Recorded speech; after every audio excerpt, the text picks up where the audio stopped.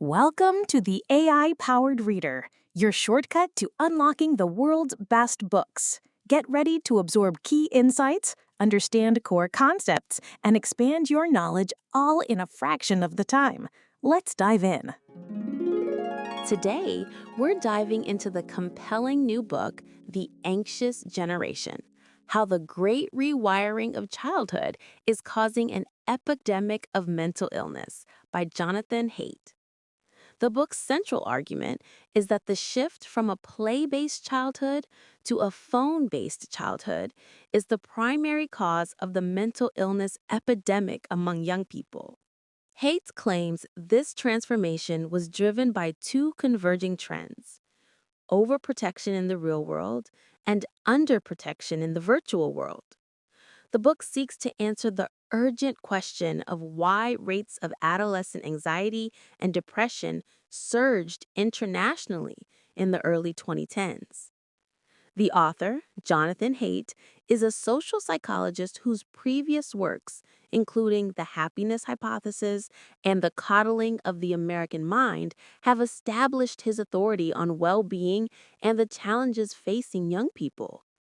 In his latest work, Haidt presents a powerful and comprehensive case explaining this historic and unprecedented transformation of childhood.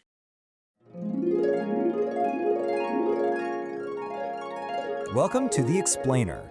Today we're diving into a book that is sounding a massive alarm about the state of childhood.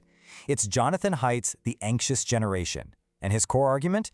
That we've basically stumbled into a worldwide youth mental health crisis, and he points the finger directly at a huge fundamental change in how our kids are growing up. So Haidt kicks things off with this really stark analogy. Just imagine your child is being sent to live on Mars, a totally alien environment, right? With all these unknown risks to their development, their bodies, their minds. And why did they go? Simple, because all their friends were going. Haidt argues this is exactly what we did when we handed kids smartphones and just sent them off into the virtual world. And this isn't just some clever metaphor. The data is, well, it's absolutely startling. For years, things were pretty stable. But then, look what happens to the rates of major depression among U.S. teens right around 2012. The line just shoots up like a hockey stick. It's especially bad for girls, whose rates jumped by a staggering 150% in just one decade. Now, this sharp, sudden downturn wasn't just happening in the US, it was happening in lots of countries, all at the same time. And that just begs this huge, crucial question. What on earth changed so profoundly and so globally in the lives of young people back in the early 2010s? Well, Haidt's answer, and this is really the core of his entire book, is a concept he calls the Great Rewiring of Childhood. He argues that in just a few short years, we completely shifted from a childhood that was defined by physical play to one that's totally dominated by the phone. So what does that rewiring actually look like? Well, Haidt puts these two worlds side by side. You've got the play-based childhood, which is embodied, it involves our whole bodies.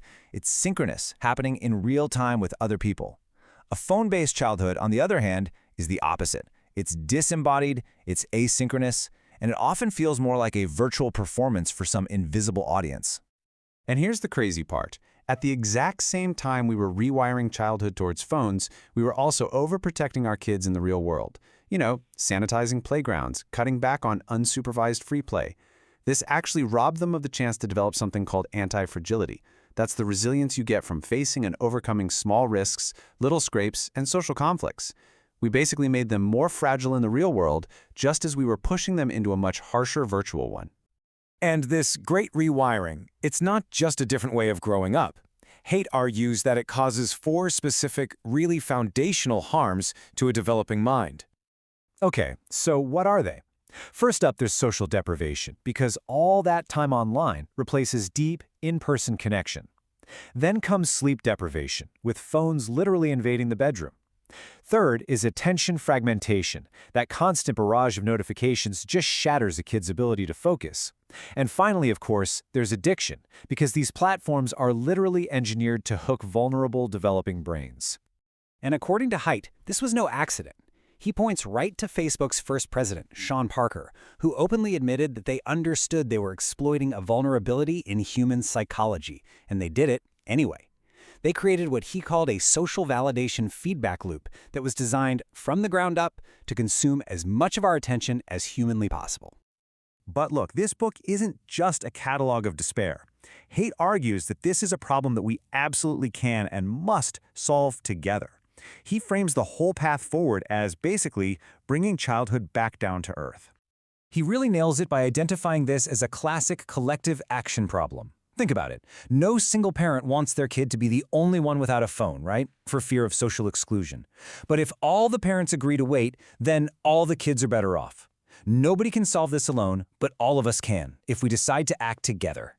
So how do we actually do it? Haidt proposes 4 simple but pretty bold norms. Number 1, no smartphones before high school, just basic flip phones. Number 2, no social media before the age of 16. 3, create phone-free schools from the first bell to the last. And 4th, give kids back what we took away, way more independence, free play, and real responsibility in the real world. So, at the end of the day, Haidt's argument isn't really about blaming parents, and it's not about demonizing technology either. It's about all of us recognizing that we unintentionally built a childhood around a technology that is just plain hostile to healthy human development. And it's a call for us to correct that design failure, together. So the book doesn't end with a prediction. It ends with a challenge and a choice. It really leaves us with this question. If we have the power to give our kids back a healthier, play-based childhood, are we willing to take the collective steps to actually do it? The path forward, Haidt says, begins the moment we decide to speak up and link up. That's all for this episode of the AI-Powered Reader. We hope today's summaries sparked new ideas and brought you valuable insights. If you enjoyed what you heard, please subscribe wherever you get your podcasts and consider leaving a review. It really helps others discover the show. Until next time, keep learning, keep growing, and keep reading, or rather listening.